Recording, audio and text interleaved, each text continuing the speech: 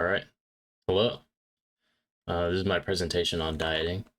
Um, I don't know how to edit a YouTube video, or how editing works. So hopefully, this goes off without a hitch. Don't really want to re-record it, but maybe I will if need be. So, um, get into it. So calorie choice is kind of the highest level thought going into creating your diet. I use calculator.net calorie calculator. I just looked up maintenance calorie calculator. This is pretty much always the one that's just going to come up first. Um, it'll give you a rough idea. It's not a great idea. There's some trial and error to it, but that kind of comes up more in the conclusion. So I just won't talk about it right now. And then, so I put in my height and weight, relative activity, exercise. It says 2,800. This isn't truly accurate for me, but mild weight loss at 2,600. I wouldn't recommend going into the extreme weight loss area on this graph. There's regular weight loss that's maybe okay. I wouldn't start with it. But that's not a good road, especially if you're not a bodybuilder. You're just trying to get lean for summer. I would recommend starting early and not just trying to cram. So we put remaining calories at 2,600, and then remember that 3,500 calories is what a pound of body weight is roughly, right? Your body fat is just a storage of calories, so we can just directly count 1 pound is 3,500 calories. So you can also do the math on your own if you don't trust the website, or for whatever reason you want to think I'm going 300 calories under my maintenance, I'm losing a pound a day, or for later calculations that come up in the conclusion. So we're gonna do the macro breakdown. I do my diet by macros, ultimately by calories, but I decide my calories by macros. So we have protein. It has a smiley face because people like it, people love it. It's well known, and it's one of our non-negotiables. Fats, slanty face. I don't like eating fats that much. A lot of the foods that have fats are pretty yummy, but you have to limit them. But there's also they're sort of a non-negotiable, as in you have to hit that limit. And then carbs are sort of our filler. It's a frowny face because I usually want to eat more and I don't get to, so they say it's a frowny face. Protein, as they call it on the streets, if you've ever been there, I know, I'm from the streets.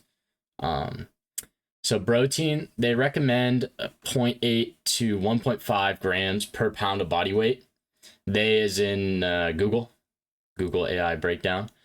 And it's a good estimate. I mean, really, like, they study it, but most like lifting studies aren't fake, but you can't isolate enough. If you're a science head, there's no way to isolate the experiments enough to get good enough control to really tell you.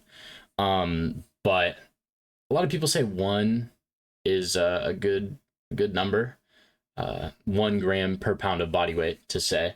But I like 0.9 because honestly, I don't like eating protein. It makes me very full, and it kind of hurts my stomach in large meals, like very protein rich meals. So I just did my weight of 197 pounds times 0.9, right, to get our grams per pound of body weight. That gives me 177 grams. Now, there's 4 calories per 1 gram of protein. A gram of protein gives you 4 calories of energy flat out. That's how it works. So that's 708 calories. Subtract that from our calorie total. We're at 1892 left. Something probably happened in that year, but I can't think of it. 400 years after Columbus sailed the ocean blue. So fat, this is our second non-negotiable, right? You have to hit your protein. It's just kind of how it is. Don't really try to go over, but if you do, it's whatever. Fat is also another one where if you don't hit it, you will have horrible hormone imbalance and you will feel like garbage. And it's just It's not good for you. It's very bad for you to not have enough dietary fat. Well, yeah. This is the Cosmic Pizza. It looks really yummy. I want it, and I'm sure it has high fat. Maybe I would take off the jalapenos, but other than that, and corn. Ew, there's corn on there. Okay, sorry, sidetracked. So it's recommended if you just give it a goog, 0.25 to 0.45 grams per pound of body weight. I think that's kind of dumb because we'll see. 0.3 is what I chose times 197. I'm getting about 60 grams, but it's 9 calories a gram, right? Protein 4, this 9. That's over double.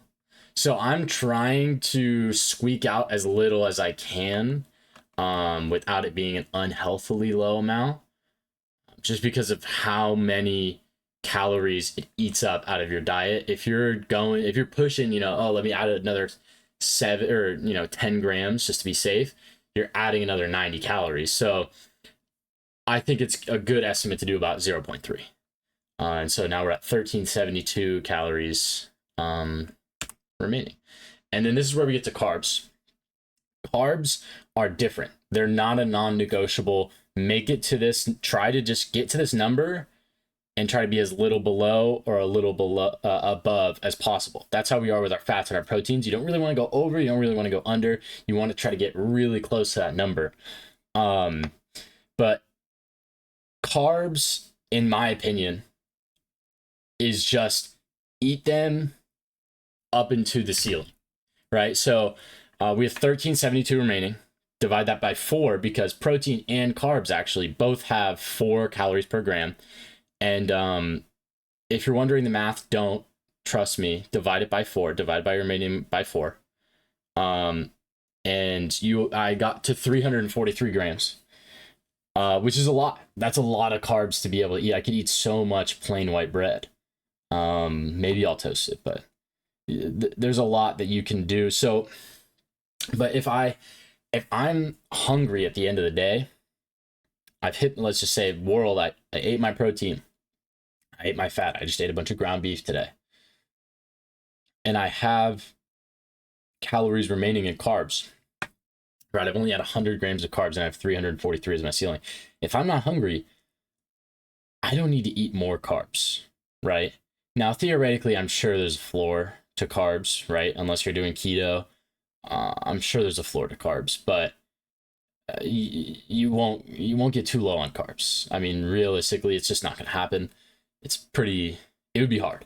So with your carbs, just if I'm not hungry anymore, I'm not going to eat any more carbs. It's not mandatory. Like the fats, if you don't get to your number, you're not going to feel well. If you don't get your number on protein, you're not going to be able to repair those muscles and do well. So think of this more as your ceiling than the number that you're trying to, up and down, try to, target it. You just need to get under 343 because it doesn't hurt you to lose more weight than you want to if you're not hungry and it's not harder for you. Versus if you're very hungry, by all means, get up to your exact gram limit. So yeah. And then in conclusion, this is kind of the key takeaways of what do you need to do to apply this now that you have the math. Anyone can do math. So track your calories and daily weight as much as reasonable. Don't go to a restaurant with a scale. Don't do it. Don't bring a food scale to a restaurant and weigh your nachos to find out how many grams of carbs there are and maybe how many grams of fat. Don't ask the waiter for nutrient facts at a local restaurant.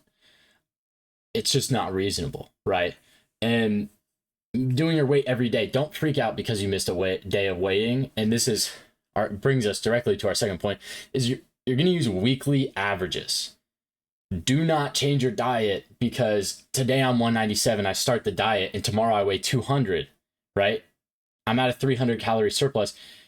I go up 3 pounds. I'm not going to just cut out and just eat nothing for the next day because one day I went up. Your weight is going to fluctuate, right? Your weight is kind of random. It might randomly just start dipping just as your body holds less food, right? You have food in your stomach. If you start eating less mass of food, right? I'm eating less food. I'm just going to lose weight just because I'm not holding as much, right?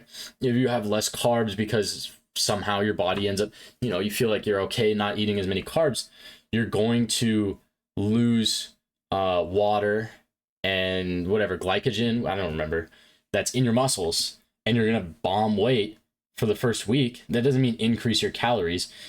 But if you're 3 weeks into your diet and you lost weight at the start and you're not losing it anymore, you might want to be like, all right, let's creep us down 100 calories a day.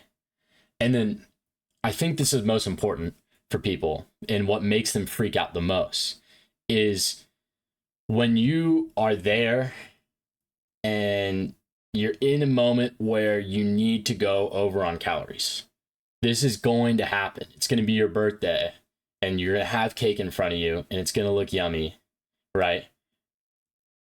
Just do your best guess of how much that's going to be and then average it out through your week, right? If I think that one slice of cake is going to be 800 calories, you can just Google it. How much is a slice of cake in calories? That'll be good, right? And then just take that out of the rest of your week, right? Because if I want to eat 800 calories less that day so I can have my 800 calorie slice of cake, I will not feel good. I'm going to be hungry all day. It's not sustainable. It's not great. Versus across a full week, you do 100 calories less a day, right? And you'll get to that. I mean, okay, there's 7 days in a week, so you'll get 700 calories less. But you need to average these things. It's a game of average. You lose the weight over time. So just don't get too caught up in today I'm going over. Tomorrow, even sometimes I'll be like, today I went over by 200 calories. Tomorrow I need to go down by 500. No, that's not how it works. You can truly average these things out, and it'll be a lot more sustainable for you. It'll be a lot more helpful. And then also there's an app, highly recommend. Let me pull this up on my phone. Sorry, I don't know how to edit. Cronometer, I believe. The homepage looks like this. It's a little apple with the target on the App Store. And in there, you can put your weight and your calories by macro and even set goals. And it'll tell you, hey, you got to hit 20 more carbs. And that will be very helpful. Because I'll be at the end of the day and I'll be like, what am I missing? I don't remember. Who knows? But plug in. Oh, look at my phone. I need 10 grams of fat. And I have a limit of 100 grams of carbs. I'll eat a piece of toast with butter on it. I'll eat, something like that. And yeah, a lot of it at the end of the day is do your simple math to set up the goals on these, what your chosen app, right? You can write it down. I don't care. And then just make sure you're diligent, within reason, tracking and using your weekly averages to steer your ship a little bit. That's all though. Goodbye.